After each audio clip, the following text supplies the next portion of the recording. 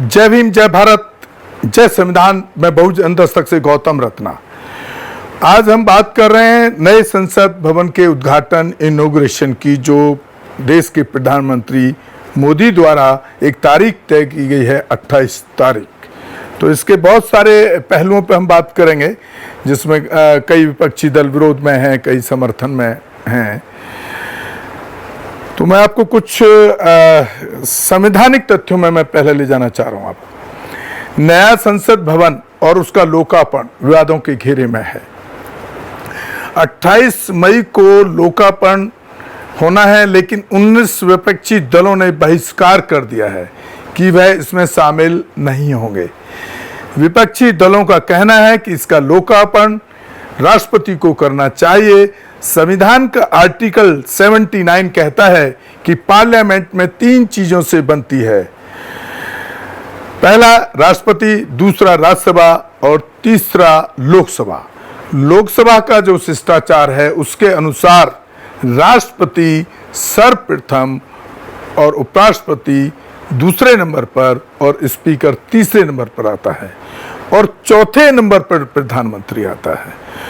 तो अगर हम इस संविधान के हिसाब से इसके उद्घाटन की बात करें संसद की, तो साथियों सबसे पहले जो हक बनता है, जो कॉन्स्टिट्यूशनल राइट्स है, वो देश के राष्ट्रपति का बनता है कि उनको इस तरह का कोई भी एक्टिविटी होता है तो उसकी शुरुआत राष्ट्रपति से होनी चाहिए।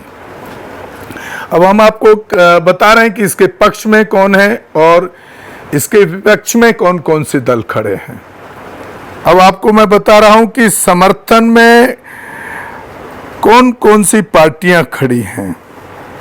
बीजेपी, युवजन श्रमिक रायथू, कांग्रेस पार्टी, बीजू जनता दल, शिवसेना शिंदे गुट, Lok Janshakti party, Telugu Desam party, national people's party, national democratic progressive party, Sikkim Krantikari Morcha, Apna Dal Sonelal, republican party of India Athawale, Tamil Maanila Congress, Moopanar, all India Anna Dravida, Munnetra Kazhagam, Mizo national front and Shiromani Akali दल।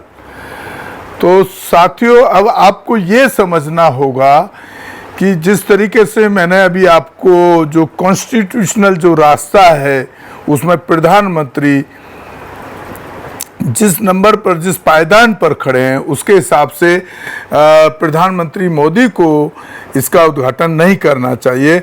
और जो लोग, जो संगठन के समर्थन में खड़े हैं, ये कहीं ना कहीं बाबा साहब अम्बेडकर द्वारा लिखे हुए संविधान के मैं इनको विरोधी मानता हूँ कि जो संवैधानिक रास्ता है उसके खिलाफ ये बीजेपी आरएसएस कथित सरकार काम कर रही है। उसी के हिसाब से जब से ये सरकार बनी है तब से संविधान विरोधी ताकतें मजबूत हुई हैं और एक कट्टर हिंदुत्व और हिंदू राष्ट्र का जो उनका सपना है वो मजबूत होते हुए दिखता है। तो ये जो दल आपको जब इलेक्शन होते हैं तब आपको ये बाबा साहब अम्बेडकर का नाम लेकर के या उनकी फोटो लगा करके या उनकी विचारधारा की बात करके या बहुजन, वंचितों, महिलाओं और आदिवासियों के जो वोट लेकर के संसद में पहुंच जाते हैं और उसी संविधान के खिलाफ, बाबा साहब अम्बेडकर द्वारा लिखे हुए संविधान के खिलाफ काम करते हैं।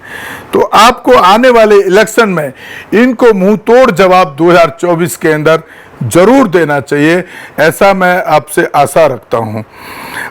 जो पार्टियां मोदी के खिलाफ खड़ी हैं कि मोदी इस पार्लियामेंट का उद्घाटन ना करें और इस पार्लियामेंट का उद्घाटन राष्ट्रपति को करना चाहिए, उसमें है भारतीय राष्ट्रीय कांग्रेस, द्रविड़ मुनेत्र कड़गम, अखिल भारतीय तृणमूल कांग्रेस, जनता दल यूनाइटेड, शिवसेना उद्धव गुट, Rashtravadi congress party, Bharatiya communist party, मार्क्सवादी Samajwadi party, Indian union Muslim league, Jammu Kashmir national conference, Bharatiya communist party, all India Majlis Ittehadul Muslimeen, Aam Aadmi party, Jharkhand Mukti Morcha, Kerala Congress M, विद्युत थलाई चिरुथिगल एंड कच्ची राष्ट्रीय लोकदल एंड राष्ट्रीय Janata Dal revolutionary socialist party.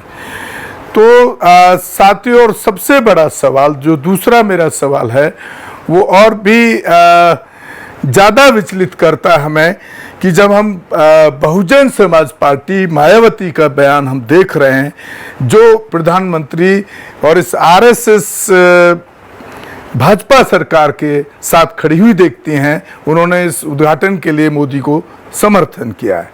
और जब से ये सरकार बनी है, बीच बीच गाए बगाए आपने देखा होगा, मायावती इनके हर स्टेप के साथ खड़ी हुई नजर आती हैं। तो ये बहुत ही विचलित करने वाला है, बहुत ही दुखद है कि मैं खुद 1984 से बहुजन समाज पार्टी के लिए रात दिन लगा करके काम किया, लेकिन ऐसा उम्मीद नहीं थी कि उनकी सुप्रीमो जब एक मुकाम पर पहुंच जाएंगी, कोठी बंगलों शान शौकत की जिंदगी जीने लगेंगी, तो वो समाज को भूल जाएंगी। और वो ऐसे सरकार के साथ खड़ी हुई, ऐसे लोगों के साथ खड़ी हैं जो सबसे ज़्यादा हमारे बहुजन समाज पर, वंचितों पर, महिलाओं पर अत्याचार करते हैं। मैं तो कहता हूं कि वैसे भी बहुजन समाज पार्टी खत्म होने के कगार पर आप देख रहे हैं उनकी हालत क्या हो गई है पूरे देश के अंदर। नेशनल पार्टी का दर्जा, हमारे जैसे कितने लोगों ने कुर्बानियां देकर के यहाँ तक नेशनल पार्टी का दर्जा मिला, जिसमें बहुत लोगों की जानें गई हैं, बहुत लोग आज तक काशीराम जी के रास्ते पर चलते हुए शादी नहीं किए और मिशन के लिए काम करते रहे। तो मैं तो कहता हूं कि उनको तो अपनी पार्टी को अलग क्या जरूरत है, आप भाजपा में जाकर के मिल जाइए, आप विलय कर लीजिए अपनी बहुजन समाज पार्टी का। तो उनका जो स्टैंड है, मैं निंदा करता हूं मायावती के इस स्टैंड की, कि उनको इस तरह का कदम नहीं उठाना चाहिए। और जिस समाज ने उनको इन ऊंचाइयों पर पहुंचाया, जिनकी वजह से आज वो महलों में रह रही हैं, बड़े बंगले में रह रही हैं, बड़े सुरक्षा के साथ रहती हैं, और एक ट्वीट के अलावा कहीं उनका आंदोलन कहीं भी नहीं दिखता है, तो उनको जाकर के भाजपा में मिल जाना चाहिए। क्यों समाज के साथ धोखा कर रहे हैं? सबसे ज़्यादा हम बहुजन समाज पार्टी पर सवाल खड़े कर रहे हैं। तो साथियों, संवैधानिक रूप में भी मैंने आपको समझाने की कोशिश की, और जो देश की राजनीतिक परिस्थिति है उसको भी मैंने आपको बताया। और मैं बिल्कुल ऐसी संसद का बायकॉट करना पसंद करूंगा जिसमें बाबा साहब भीमराव अंबेडकर के लिए कोई जगह ना हो। आप पूरे देश के लोगों ने देखा होगा कि हर एक आम आदमी पार्लियामेंट के अंदर, उस स्ट्रक्चर के अंदर जा सकता है सिर्फ 14 अप्रैल, जिस दिन बाबा साहब भीमराव अंबेडकर का जन्मदिन होता है, और 6 दिसंबर जिस दिन बाबा साहब का परिनिर्वाण हुआ। उस दिन एक आम आदमी, भारत का कोई भी नागरिक संसद के दर्शन कर सकता है, उस संसद के संविधान के मंदिर में जा सकता है, जो संवैधानिक मंदिर है। तो अब वो यहाँ नहीं होगा। आप कभी उस पार्लियामेंट के अंदर एक आम आदमी कभी भी नहीं जा पाएगा, क्योंकि वहाँ बाबा साहब भीमराव अंबेडकर के लिए उनका कोई मूर्ति, कोई स्टैचू वहाँ नहीं लगाया गया है, और ना ही उनका कहीं जिक्र हो रहा है। इवन देन की जो उसका स्ट्रक्चर खड़ा गया है, उसमें भी हिंदुत्व को इतना उकेरा गया है। मैं खुद अमित शाह का बयान कल देख रहा था कई चैनलों पर। तो ये कहीं ना कहीं मनुवादी व्यवस्था को स्थापित करने की आरएसएस के द्वारा बिल्कुल एकदम सटीक कोशिश हो रही है, जिसका आपको हर हाल में, हर जगह, हर तरीके से विरोध करना चाहिए। और साथियों, मैं आपसे अपील करना चाहूँगा, हमारा चैनल को आप ज़्यादा से ज़्यादा शेयर, सब्सक्राइब करें, ताकि हम ऐसे राष्ट्र के मुद्दों को उठा सकें, और ख़ास तौर से बहुजन समाज पर जो अत्याचार होते हैं उसकी एक आवाज़ है हमारा बहुजन दस्तक चैनल, जिसमें हम वहाँ के कहीं भी अत्याचार होता है तो वहाँ के पुलिस अधिकारियों से बात करते हैं, उसमें संविधान के तहत जो एक्ट बनता है उसमें कार्रवाई करने के लिए उनको मजबूर भी करते हैं, उनको बताते हैं ये संविधान के अंदर ये एक्ट है, इस अत्याचार पर ये एक्ट लगना चाहिए, ये धारा लगनी चाहिए और कार्रवाई होनी चाहिए। और आप हमारे चैनल को आर्थिक सहयोग भी जरूर करें, क्योंकि हमारे भी सब्सक्राइबर और व्यूअर्स बहुत ज़्यादा नहीं है, और हमारे यूट्यूब चैनल से कोई इनकम नहीं है, और एक बड़ा खर्चा इस पर होता है स्टूडियो में शूट करने का या बाहर कहीं भी आने जाने का। तो साथियों, मैं इसी के साथ आपसे विदा लेना चाहूँगा। धन्यवाद। जय भीम, जय भारत, जय संविधान, नमो बुद्धाय। हमारे चैनल बहुजन दस्तक को लाइक, शेयर, सब्सक्राइब देखना मत भूलिएगा। जय भीम, जय भारत, जय संविधान, नमो बुद्धाय। धन्यवाद। चैनल आर्थिक समस्या से गुजर रहा है। अगर आप बहुजन समाज में बाबा साहेब आम्बेडकर और तथागत बुद्ध की विचारधारा को अधिक से अधिक लोगों तक पहुंचाना चाहते हैं तो हमें आर्थिक सहयोग प्रदान करें, ताकि हम अपने चैनल के माध्यम से देश विदेश में समता, बंधुता, एकता और संवैधानिक अधिकारों को ज्यादा से ज्यादा लोगों तक पहुंचा सकें। आप अपनी सहायता राशि नीचे लिखे खाते में जमा करा सकते हैं। खाता धारक गौतम रत्ना, खाता संख्या 3169576865 IFSC कोड SBIN 0060336, बैंक भारतीय स्टेट बैंक।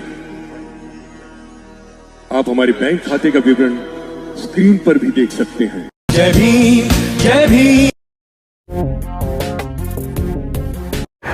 मैं गौतम रत्ना आपका बहुजन फिल्म प्रोडक्शन में स्वागत करता हूं और आप हमारे प्रोडक्शन हाउस के अंदर अपना कैरियर बना सकते हैं as a film director, as a producer and actor and actress and editor and cinematographer also. अगर आपको फिल्म से रिलेटेड कुछ भी प्रोजेक्ट आपको बनवाना है तो हमारे पास में पूरा सेटअप है, जिसमें फिल्म कैमरा है, शूटिंग लाइट्स है और एडिटिंग है।